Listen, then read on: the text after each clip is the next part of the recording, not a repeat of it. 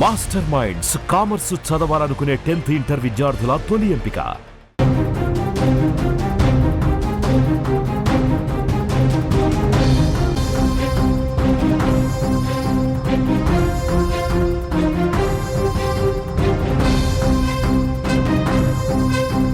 War zone breaking news అందుతోంది. అమెరికాపై Iran ప్రతీకార దాడులకు దిగుతోంది. సిరియాలోని యుఎస్ మిలిటరీ బేస్ మీద ఒక్కసారిగా అటాక్ చేసింది.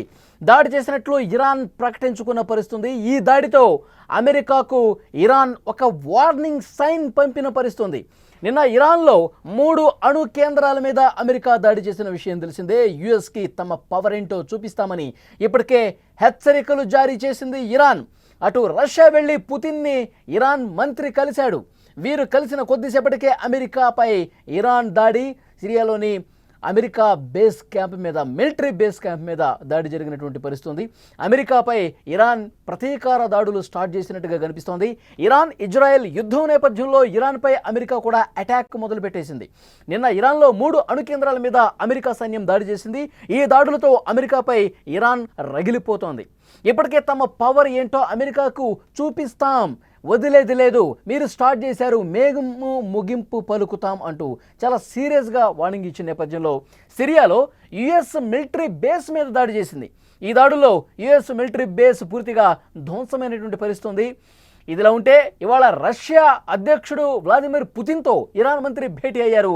వారు సమావేశమైనటువంటి కొద్దిసేపటికే యుఎస్ మిలిటరీ బేస్ మీద దాడి జరగటం చర్చనీయాంశంగా మారిన పరిస్థితి కనిపిస్తుంది. విజువల్స్లో దాడులకు సంబంధించిన దృశ్యాలు మనం చాలా స్పష్టంగా చూడొచ్చు. సిరియాలోని మిలిటరీ బేస్ క్యాంప్ దాదాపు ధ్వంసమైనటువంటి పరిస్థితి ఉంది.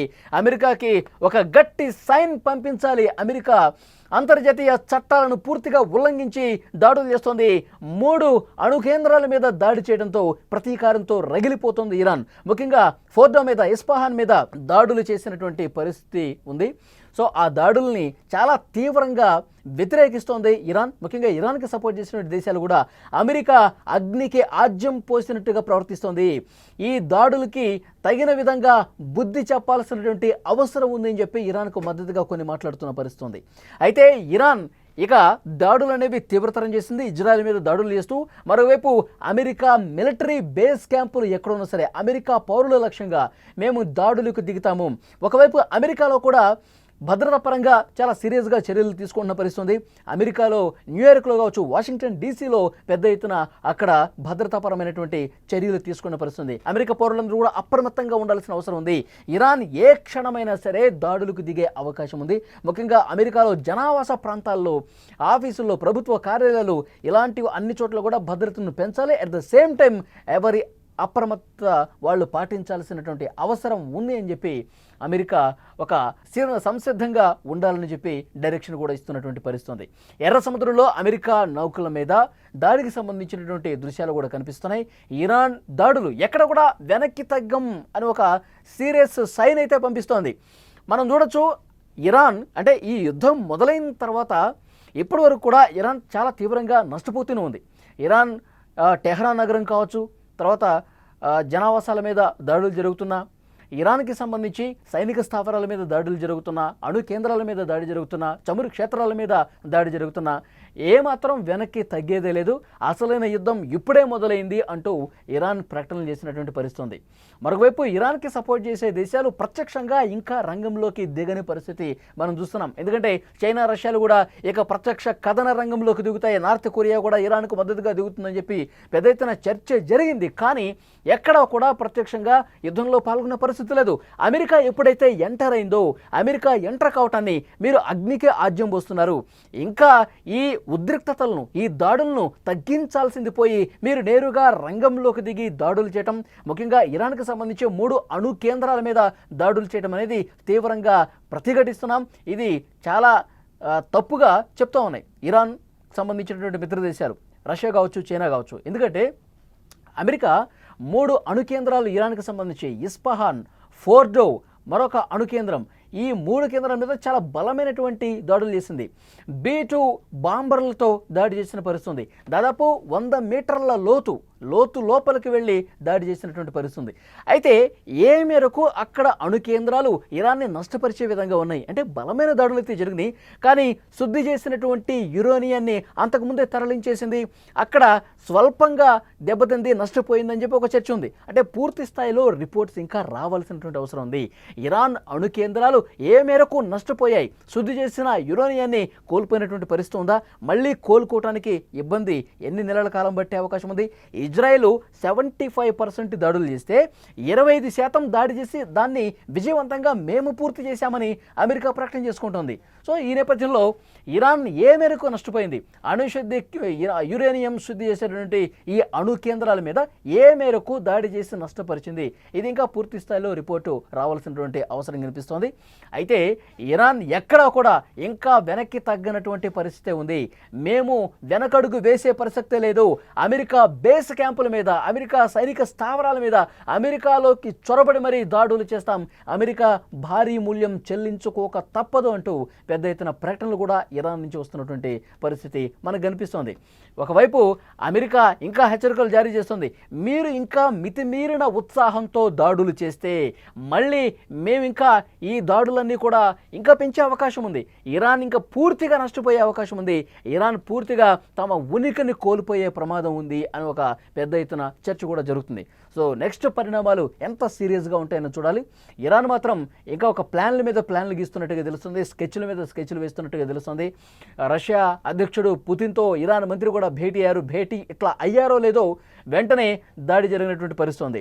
పుతిన్ ఇంతకుముందే ఒక స్పష్టమైనటువంటి ప్రకటన చేశారు, ఇజ్రాయెల్లో 20 లక్షల మంది రష్యన్ భాష మాట్లాడే వాళ్ళు ఉన్నారు, సో వాళ్ళని దృష్టిలో పెట్టుకుని మేము ఇంకా ఇరాన్కి పూర్తి స్థాయిలో సపోర్ట్ చేయట్లేదు, ఇరాన్కి పూర్తి స్థాయిలో అంటే ఇరాన్తో కలిసి నేరుగా ఎట్లా అయితే ఇజ్రాయెల్ అమెరికా సపోర్ట్ చేసి దాడి చేసిందో ఆ విధంగా మేము చేయలేని పరిస్థితి, ఎందుకంటే ఇజ్రాయెల్లో 20 లక్షల మంది మా రష్యన్ భాష మాట్లాడే వాళ్ళు ఉన్నారు, అంటే మా వాళ్ళు ఉన్నట్టే మేము చూస్తాం, అందుకే మేము నేరుగా రంగంలోకి దిగి ఇజ్రాయెల్ మీద దాడి చేయట్లేదు, ఇదొక రీజన్గా పుతిన్ చెప్పినటువంటి పరిస్థితి ఉంది. ఇటు చైనా చూసుకుంటే అమెరికాని ఏదైతే దాడులు చేసిందో దాన్ని ఖండిస్తోంది, అమెరికా చర్యలను అగ్నికి ఆజ్యం పోసే విధంగా ఈ యుద్ధాన్ని ఇంకా పెంచే విధంగా కనిపిస్తుందని చెప్పి మాట్లాడింది. కానీ చైనా కూడా ఎక్కడో కూడా పరోక్షంగా ఏమైనా సపోర్ట్ చేస్తుంది కానీ ఇరాన్కి నేరుగా ప్రత్యక్షంగా ఇరాన్కి సపోర్టుగా దిగి యుద్ధం చేసేటువంటి సిచ్యువేషన్ ఇప్పటివరకు కనిపించట్లేదు. ఇక మిత్ర దేశాలు అంటారా, 21 ఇస్లామిక్ కంట్రీస్ ఒక ఆర్మీగా ఏర్పడబోతున్నాం, మేము చాలా సీరియస్గా ఫైట్ చేస్తాం, 21 మిత్ర దేశాలు ఆర్మీగా ఏర్పడి ఫైట్ చేస్తే కనుక అమెరికా కాదు కదా ఇంకా ఏ దేశం వచ్చినా మా ఫైట్ని తట్టుకోలేదు, ఆ దాడులు చాలా వేగంగా చాలా బలంగా ఉంటాయని చెప్పి ప్రకటించింది ఇరాన్. కానీ నిజంగా ఇప్పుడు పరిస్థితి వాస్తవ రూపంలోకి వస్తే చాలా విఫలమైనట్టు పరిస్థితి కనిపిస్తుంది, ఎందుకంటే మిత్ర దేశాలు ఏవి కూడా అంత ఇదిగా ముందుకు రావట్లేదు, ఎవరు కూడా ప్రత్యక్షంగా పాల్గొన్న పరిస్థితి లేదు, ఎవరికి వారే యమునా తీరే అన్నట్టుగా ఉంది. ఓవరాల్ చూస్తే ఇరాన్ ఒంటరి అయిపోయింది. ఇరాన్ పాకిస్తాన్ కూడా మనం ఒక ప్రకటన చేసింది, తనను తాను కాపాడుకునే శక్తి ఇరాన్కు ఉంది అని చెప్పి తప్పించుకునే పరిస్థితి. పాకిస్తాన్ ద్వంద్వ వైఖరి ఉంది, ట్రంప్ నోబెల్ శాంతి బహుమతి రావాల్సింది, ఎందుకంటే భారత్ పాకిస్తాన్ మధ్య ఏదైతే ఈ యుద్ధాన్ని చాలా మంచిగా రాజనీతి ప్రదర్శించి ఆయన యుద్ధాన్ని ఆపాడు, ఆయనకి నోబెల్ శాంతి బహుమతి రావాల్సినటువంటి అవసరం ఉందని చెప్పి పాకిస్తాన్ ప్రతిపాదించినటువంటి మరుసటి రోజే పెద్ద ఎత్తున ట్రంప్ దాడి చేసినటువంటి పరిస్థితి. ఒకవైపు కక్కలేక మింగలేక పరిస్థితి పాకిస్తాన్కు ఈ యుద్ధం పట్ల కనిపిస్తోంది. అందుకే ఎవరూ కూడా నేరుగా ఇరాన్తో చేతులు కలిపి రంగంలోకి దిగి యుద్ధం చేసే పరిస్థితి లేదు, చావోరేవో ఇరానే తీర్చుకోవాల్సినటువంటి సిచ్యువేషన్ ఏర్పడింది. సో ఇంకా మేము ఓడిపోలేదు, మేము లొంగిపోలేదు, ఈ దాడులు ఇంకా బలంగా వేగంగా చేస్తాము అంటూ ప్రకటన చేస్తోంది. ఇజ్రాయెల్ ఒకవైపు చాలా భీకరంగా దాడులు చేస్తున్నా, నిన్న 3 అణు కేంద్రాల మీద అమెరికా దాడి చేసిన తర్వాత కూడా అదే అణు కేంద్రాల మీద ఇజ్రాయెల్ మరొకసారి క్షిపణి దాడులు చేసినటువంటి పరిస్థితి ఉంది. సో ఎంత దాడి చేస్తున్నా, ఎంత నష్టపోతున్నా, ఎంత ఘోరాతి ఘోరంగా ఇరాన్కి సంబంధించిన నగరాలు తుడిచిపెట్టుకుని పోతున్నా కానీ వెనకడుగు వేయట్లేదు. ఖమేని మాత్రం అసలు సిగ్నల్స్ లేనటువంటి, సాంకేతికంగా దొరకనటువంటి అత్యంత రహస్య ప్రాంతంలో ఖమేని దాక్కున్నటువంటి పరిస్థితి ఉంది. అయినప్పటికీ కూడా ఖమేనీ ఇంకా వాళ్ళ అధికారులకు ఇన్స్ట్రక్షన్స్ ఇస్తానే ఉన్నారు. చాలా సీరియస్గా ఫైట్ చేయాల్సినటువంటి అవసరం ఉందని చెప్తున్నారు. ఎవరు కలిసి వచ్చినా రాకపోయినా మన దేశాన్ని, మన ఉనికిని మనం కాపాడుకోవాల్సిందే. దాడులు చేస్తానే ఉండండి. అన్ని మార్గాల్లో మనం అవకాశం ఉన్నటువంటి ప్రతి దాన్ని కూడా మనం వదులుకునే విషయం లేదు. ముఖ్యంగా హార్మోజ్ జలసంధికి సంబంధించి కూడా ఒక కీలకమైనటువంటి అప్డేట్ వస్తుంది. ఇప్పటికే ఆ పార్లమెంట్ కూడా హార్మోజ్ జలసంధిని మూసివేసే ప్రతిపాదనకు ఆమోదం తెలిపింది. ఇక నేషనల్ సెక్యూరిటీ కౌన్సిల్ ఆమోద ముద్ర వేస్తే హార్మోజ్ జలసంధి అనేది అధికారికంగా మూసివేయబడుతుంది. సో దానివల్ల ప్రపంచ వాణిజ్యానికి చాలా తీవ్రంగా ఇబ్బంది ఏర్పడే అవకాశం ఉంది. సో తాను గెలవటం కోసం ఏ డెసిషన్ తీసుకోవటానికైనా, ఈ యుద్ధం ఆగటానికి, ఈ దాడుల తీవ్రత తగ్గడానికి ఏ నిర్ణయం తీసుకోవటానికైనా ఇరాన్ వెనకడుగు వేసే ప్రసక్తి లేదని చెప్పి చాలా స్పష్టంగా అర్థమవుతుంది. ఎందుకంటే హార్మోజ్ జలసంధి ఆగిపోతే అక్కడి నుంచి ఇరాక్ నుంచి కావచ్చు, ఇరాన్ నుంచి కావచ్చు, సౌదీ అరేబియా నుంచి కావచ్చు, ఒమన్ నుంచి కావచ్చు పెద్ద ఎత్తున ముడి చమురు అనేది పూర్తిగా ఆగిపోయే పరిస్థితి ఉంటుంది. భారతదేశం తన 90% ముడి చమురు అనేది విదేశాల నుంచి దిగుమతి తీసుకుంటుంది. సో భారతదేశం మీద కూడా ఈ ఎఫెక్ట్ అనేది ఎక్కువగా కనిపిస్తుంది. చమురు రేట్లు కూడా భారీగా పెరుగుతుంది ఇది ఆగిపోతుంది. ఎందుకంటే 40% ఈ జలసంధి ద్వారా ముడి చమురునే భారతదేశం దిగుమతి చేసుకుంటుంది. సో ఎఫెక్టు ఇలాగే భారతదేశంలాగా మిగతా దేశాల మీద కూడా పడుతుంది. కాబట్టి ఈ యుద్ధం ఆగాలి, ఈ జలసంధి మూసివేత నిర్ణయం కూడా కరెక్ట్ కాదని చెప్పి మాట్లాడుతూ ఉన్నారు. ఒకవేళ మూసివేసే పరిస్థితి ఉంటే చాలా దేశాలు అమెరికా మీద, ఇజ్రాయెల్ మీద ఒత్తిడి తీసుకొచ్చే అవకాశం కూడా కనిపిస్తోంది. సో అమెరికా చైనాను అడుగుతోంది, మీరు హార్మోజ్ జలసంధిని మూసివేసే నిర్ణయం తీసుకుంటే చాలా ప్రతికూల పరిస్థితులు ఉంటాయి. సో ఇక్కడ ఇరానే తీవ్రంగా నష్టపోయే పరిస్థితి ఉంటుంది, సర్ది చెప్పండి అని చెప్పి చైనాతో మాట్లాడుతుంది. కానీ ఎక్కడో కూడా ఖమేనీ వినిపించుకోని పరిస్థితి ఉంది.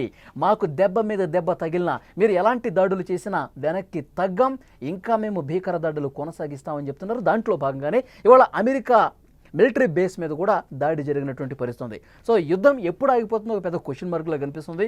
రాబోయే 3-4 రోజులైతే ఈ దాడుల తీవ్రత మరింత పెరిగే అవకాశం కనిపిస్తుంది. మరి ఖమేనీ ఎంతవరకు వెనకడుగు వేస్తాడు, ఎంతవరకు దిగొస్తాడన్నది కూడా చూడాల్సిన అవసరం ఉంది.